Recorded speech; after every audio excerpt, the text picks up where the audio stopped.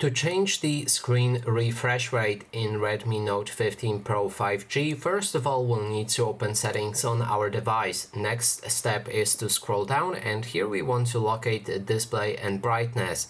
Select it and navigate down until we find the refresh rate.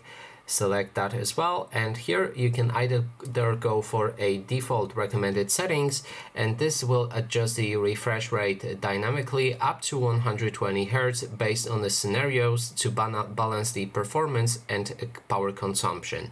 So this one is recommended. You can go with that, or you can go with a custom option which allows you to put refresh rate on whatever you want. There's 60 Hz and 120 Hz, and you can use those options, and if the scenario allows it, it will use that refresh rate. And that is basically everything. Thanks so much for watching, and if you like this video, please consider subscribing.